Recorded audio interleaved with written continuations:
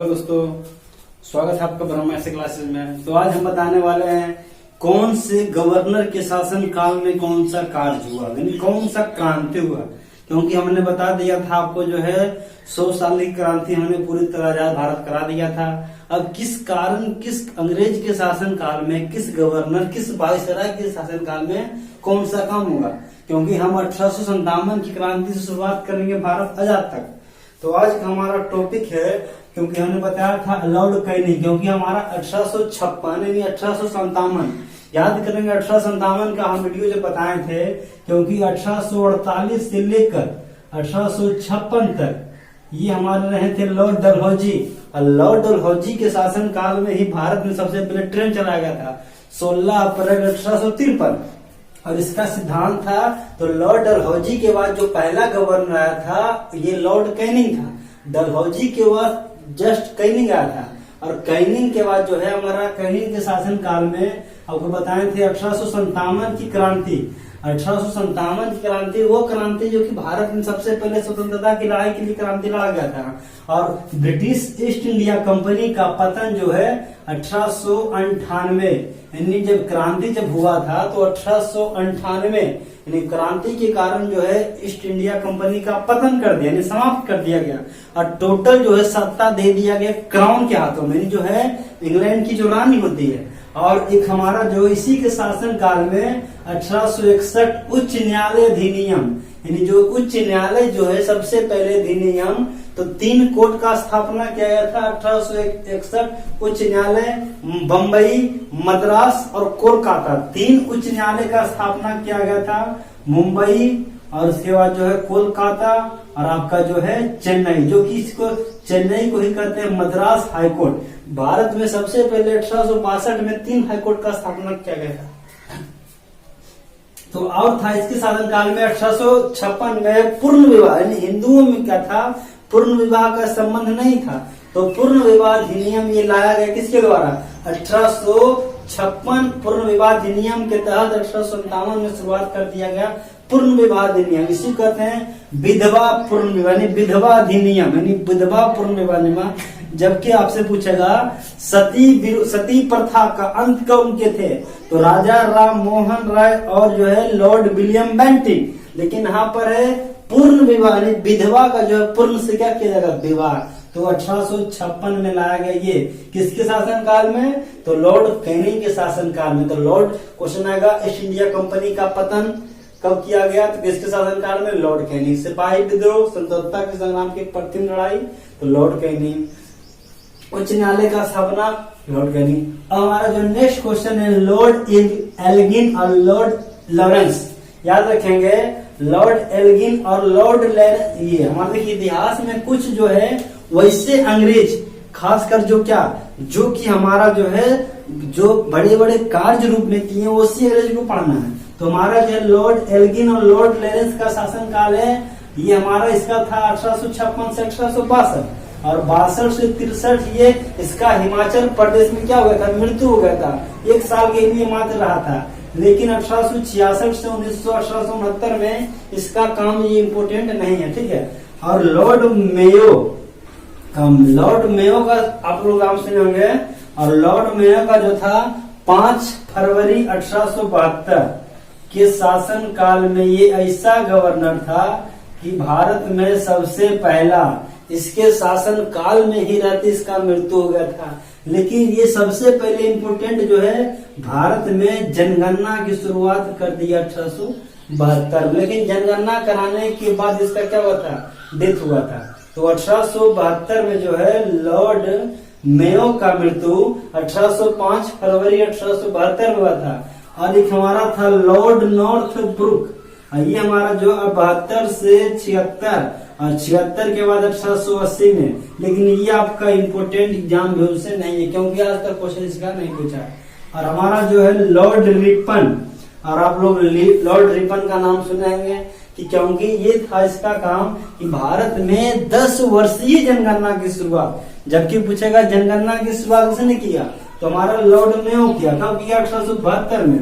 लेकिन 10 वर्षीय जनगणना की शुरुआत पूछेगा तो हमारा लॉर्ड ये रिपन 1881 में। और ये सिविल सेवा का क्योंकि जो है पहले जो हमारा सिविल सेवा का जो था 21 वर्ष, पहले जो हमारा था 23 वर्ष, लेकिन इसको क्या कर दिया 21 वर्ष घटाकर क्या कर दिया 23 से क्या कर दिया 21 वर्ष दिया।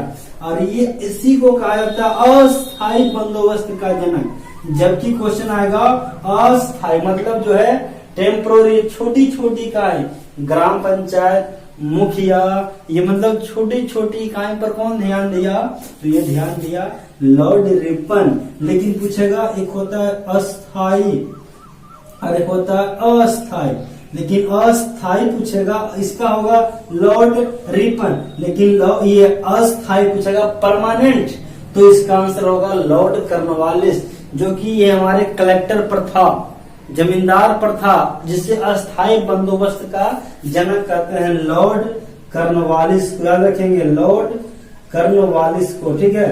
तो हमारा जो है ये लॉर्ड कॉर्नवालिस के बाद हमारा लॉर्ड डफरिन क्या है, और आपको बताए थे जब कांग्रेस का स्थापना हम पढ़ा रहे थे कि कांग्रेस का जब स्थापना किया गया था 28 दिसंबर 1885 को, तो उस समय कांग्रेस की स्थापना के समय भारत का गवर्नर कौन था, तो भारत का गवर्नर था 1884 से 1888 का गवर्नर कौन था, ये लॉर्ड डफरिन था। और लॉर्ड डफरिन के बाद जैसे इसका कार्यकाल पूरा होता है, गवर्नर कौन आया, लॉर्ड लैंसडाउन 1888 से 1894 में।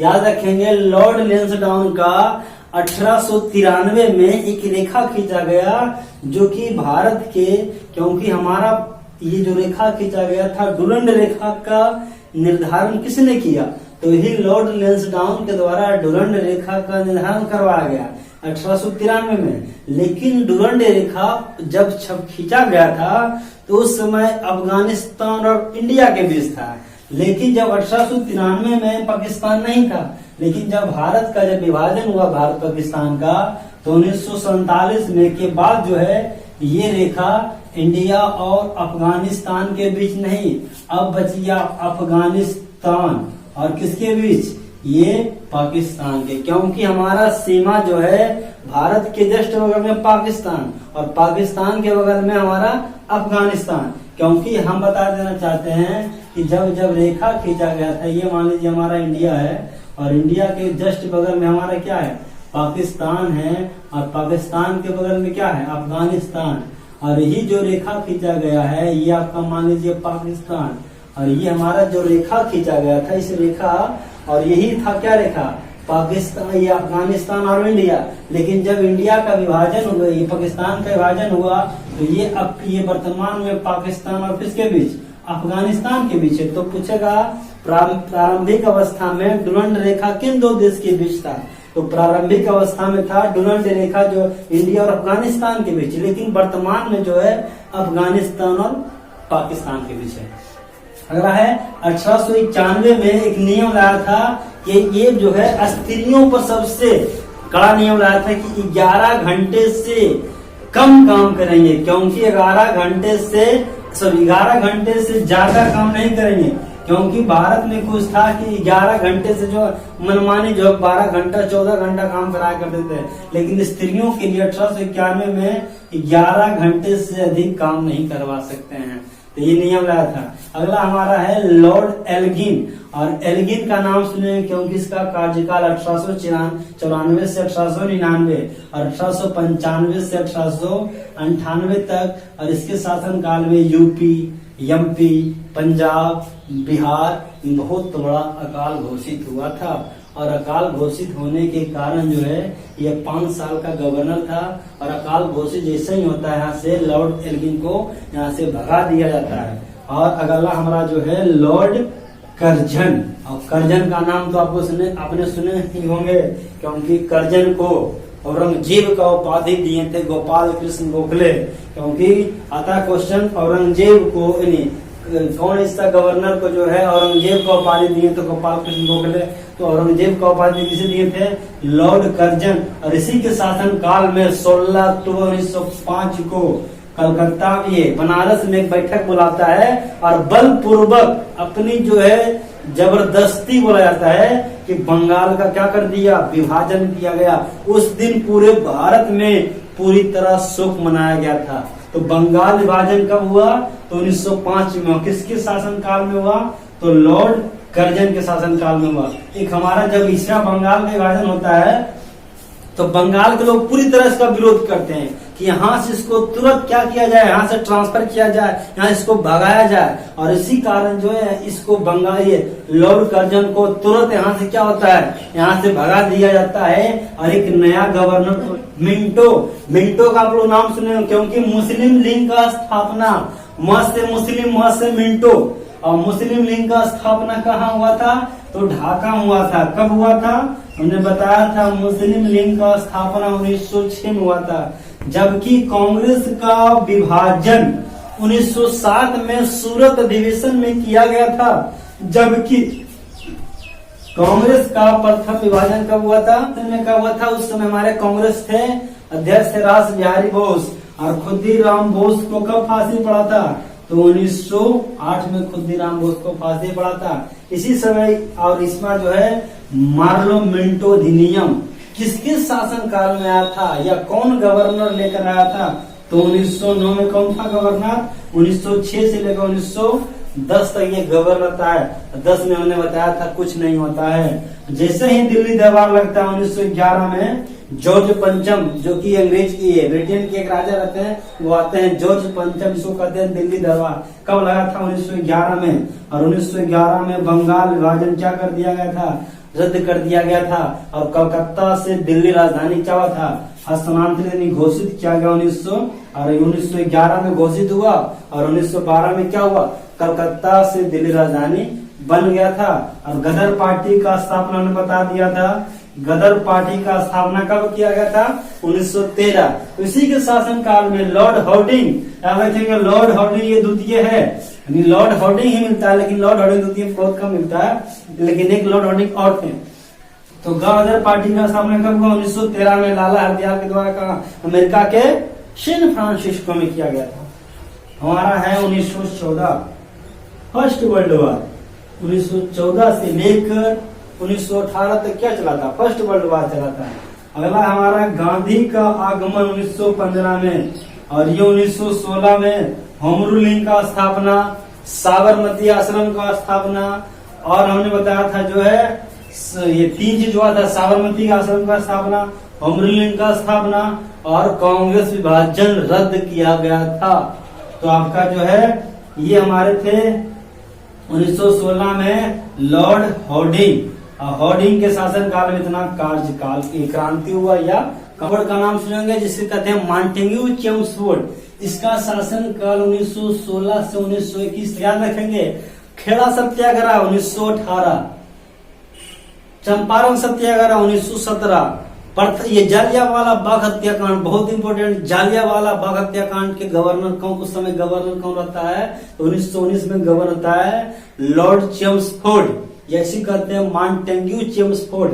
और असहयोग आंदोलन की जो शुरुआत किया गया था इसी के शासन काल में किया गया था, 1920 में किया गया था। जैसे ही 20 में गवर्नर ये चेंज होता है 5 साल के बाद, जैसे ही नया गवर्नर एक आता है लॉर्ड रीडिंग, बहुत इंपोर्टेंट। लॉर्ड रीडिंग से बहुत क्वेश्चन आता है। काकोरी कांड के समय भारत के गवर्नर कौन थे?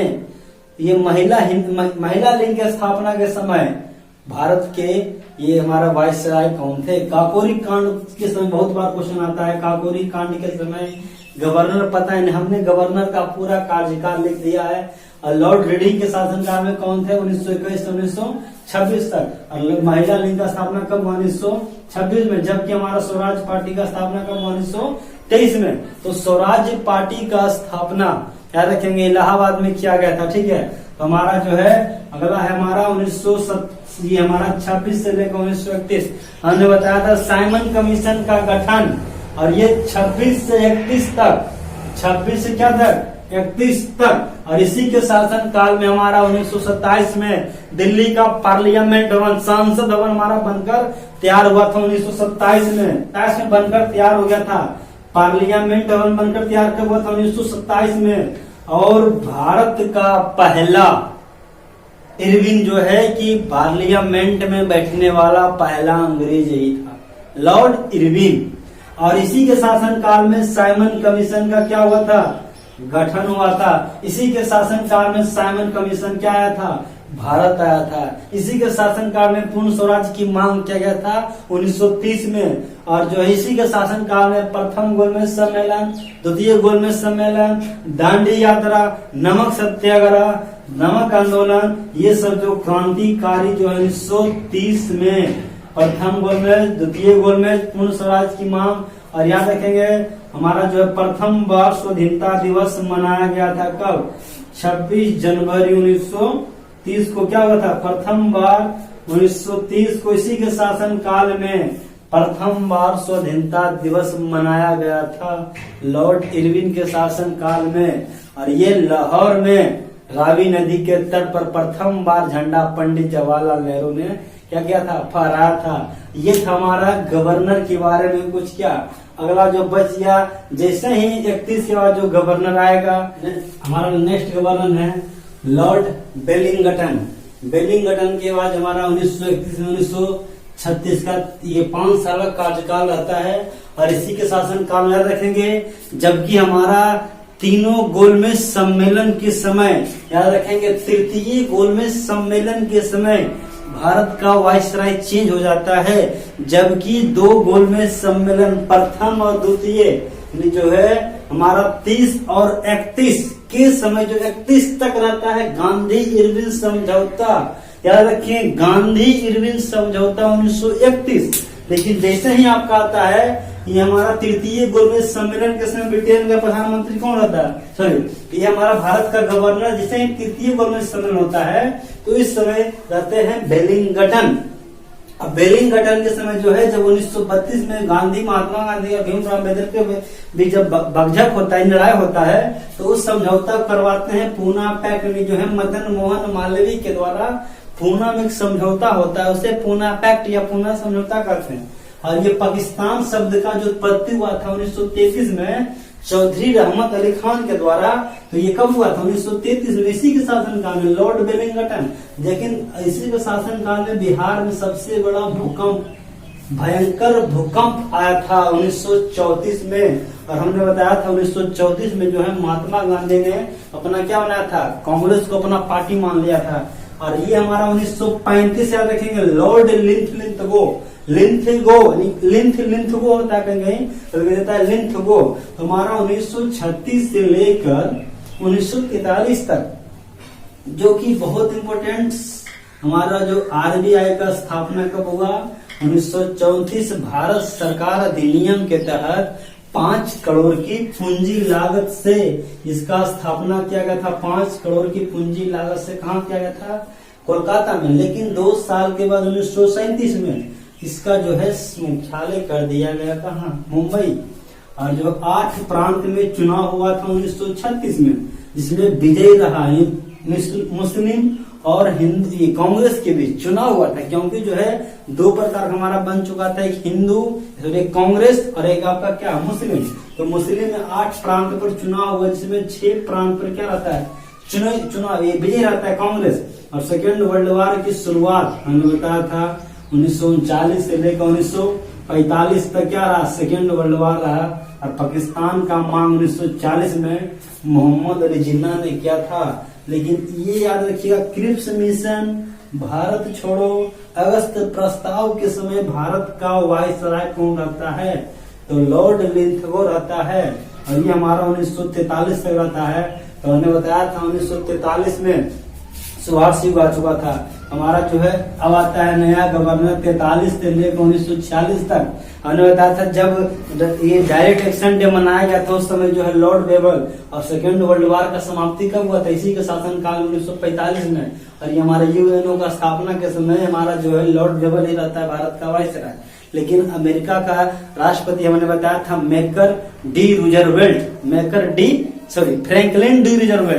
Franklin D रूजरवेल्ट। और ब्रिटेन का प्रधानमंत्री कौन रहता है, विंस्टन चर्चिल। और जैसे ही हमारा 1945 में यूएनओ का स्थापना हो जाता है, और ये हमारा 16 अगस्त 1940 को मोहम्मद अली जिन्ना के द्वारा 5000 हिंदू को काट दिया था, जो कि हम पिछले वीडियो में जरूर बता दिए।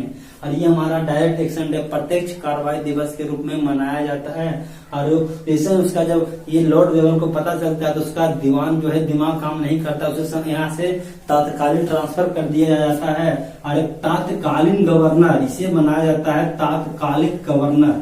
तात्कालिक गवर्नर कौन था? तो तात्कालिक गवर्नर बनाया गया लॉर्ड माउंटबेटन को, जो कि भारत आजाद हुआ, पाकिस्तान आजाद हुआ और रेड क्लिफ रेखा के तहत जो है इसका निर्धारण रेड क्लिफ रेखा का निर्धारण करवाया रेड क्लिफ के द्वारा। लेकिन यहाँ पर जो है भारत जब आजाद हुआ तो लॉर्ड माउंटबेटन बने स्वतंत्र भारत के प्रथम गवर्नर जनरल, स्वतंत्र भारत के अंतिम गवर्नर जनरल, जबकि लगा स्वतंत्र भारत के भारतीय गवर्नर जनरल ये था हमारा 1857 से लेकर 1947 तक क्या वायसराय।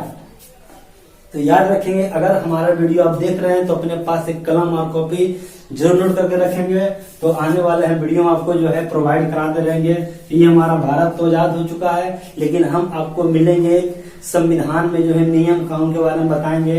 हमारा जो कि हमारा विश्व का सबसे बड़ा संविधान है इंडिया का।